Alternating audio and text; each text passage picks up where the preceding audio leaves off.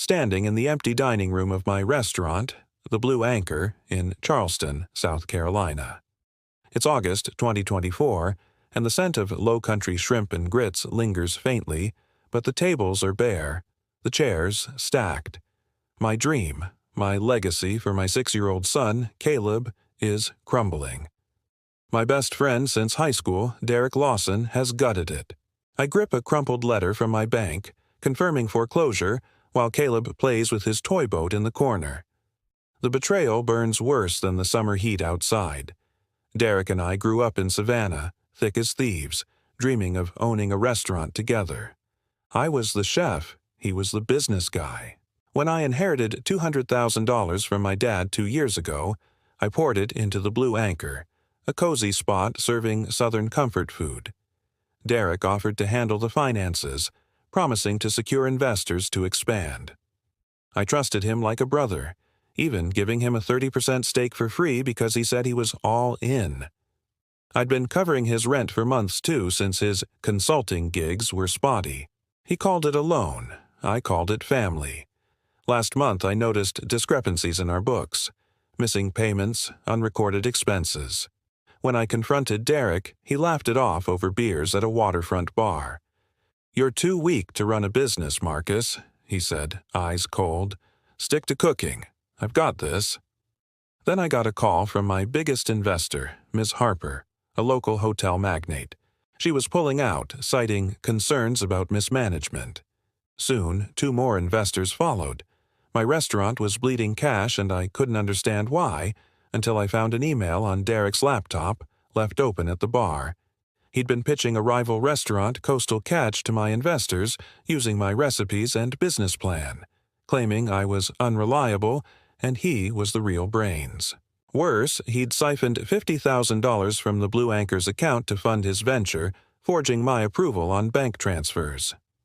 My hands shook as I read his emails, boasting about cutting out the dead weight, me. Caleb's future, my late dad's money, all stolen by the man I'd trusted most. I could have confronted him, but rage gave way to clarity. Derek thrived on charm, but he was sloppy. I remembered him bragging about dodging taxes on his side hustles, even skirting health codes at a pop-up eatery he'd run last year. I spent nights combing through public records and old emails, finding proof, unpaid vendor invoices, fake health inspection reports, and a shady loan he'd taken under the Blue Anchor's name.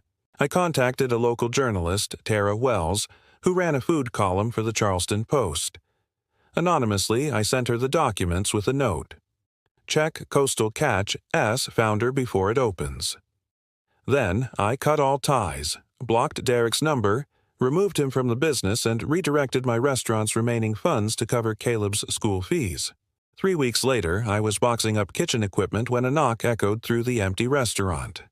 Derek stood outside, his usual swagger gone, replaced by a haggard look. Caleb was with my neighbor, Mrs. Jenkins, so I opened the door. "Marcus, you screwed me," he shouted, voice cracking. "That article in the Post. My investors bailed.